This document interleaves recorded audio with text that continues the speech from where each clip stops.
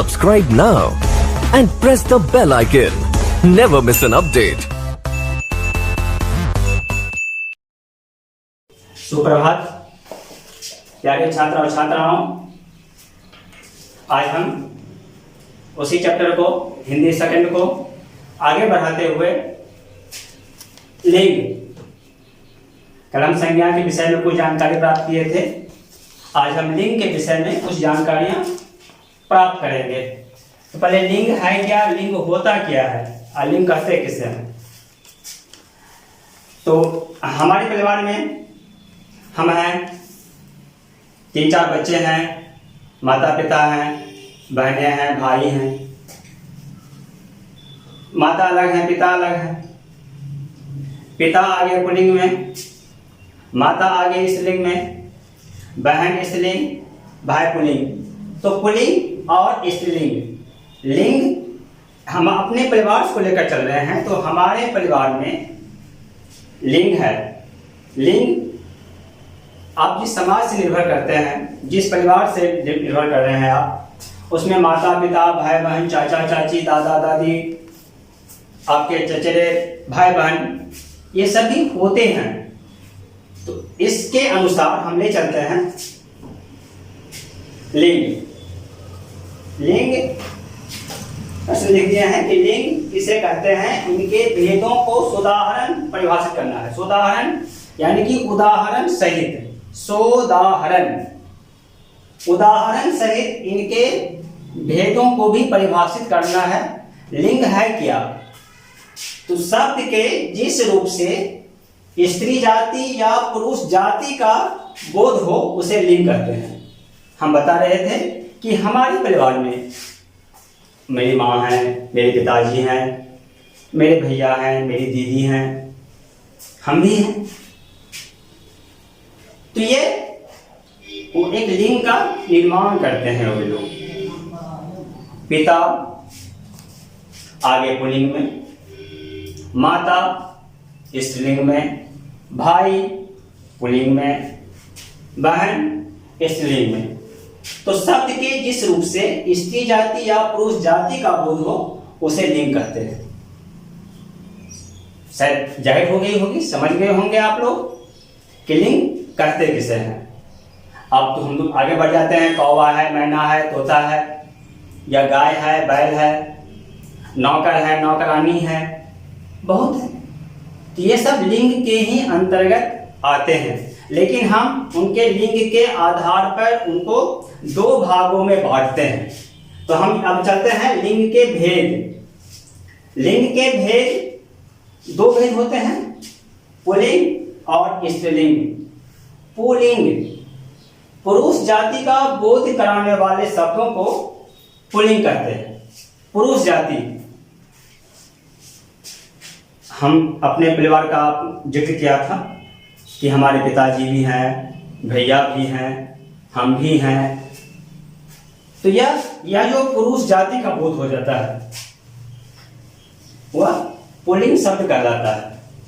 हम यहाँ उदाहरण दे दिए हैं, पिता, नौकर, घोड़ा, ये सब पुल्लिंग जाति के अंतर्गत आते हैं।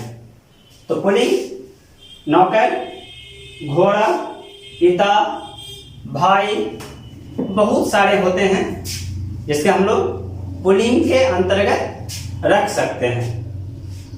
ये तो पुल्लिंग का हुआ। हम आगे बढ़ेंगे, इसको विस्तार से भी पढ़ेंगे हम।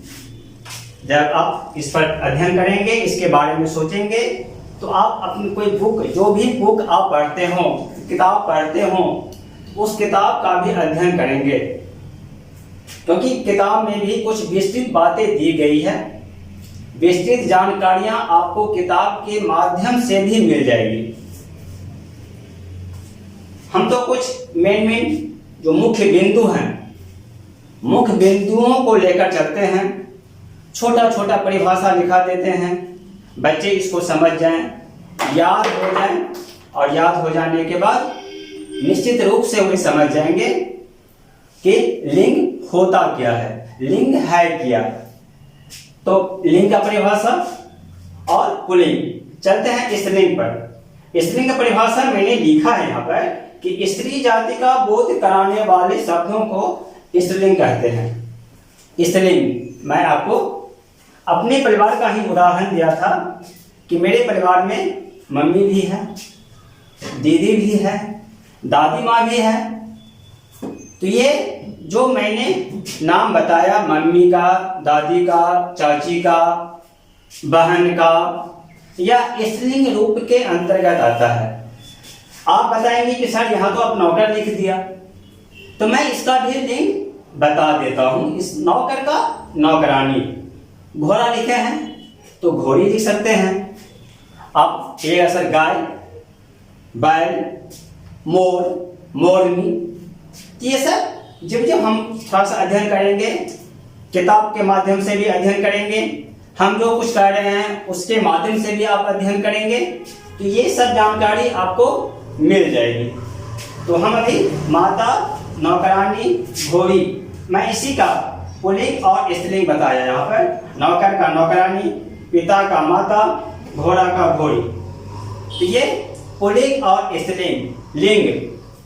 आप बताएंगे कि यह रूम मकान है, या बोतल है, या श्याम पट है, या कैमरा है, बहुत कुछ। इसका लिंग कैसे बताएंगे?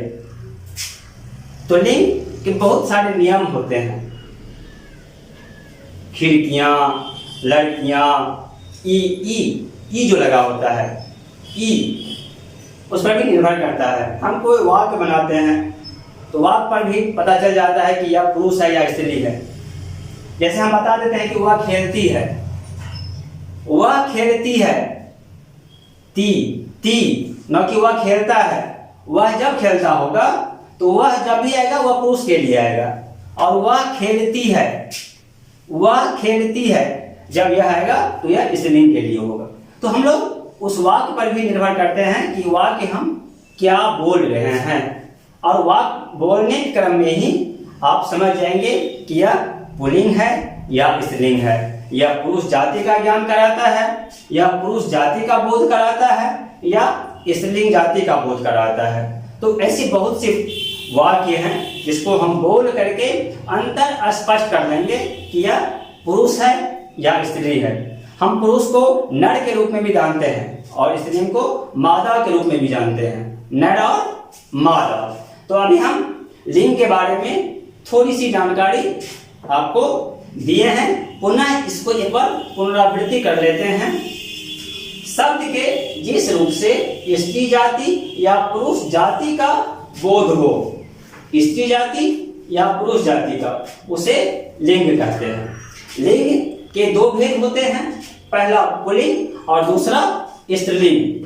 पुल्लिंग पुरुष जाति का बोध कराने वाले शब्दों को पुल्लिंग कहते हैं, जैसे पिता, नौकर, घोड़ा आदि।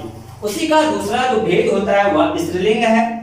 स्त्री जाति का बोध कराने वाले शब्दों को स्त्रीलिंग कहते हैं, माता, नौकरानी, घोड़ी आदि। तो हम वाक्य के माध्यम से ही लिंग के विषय में और अत्यधिक जानकारी प्राप्त कर लेंगे।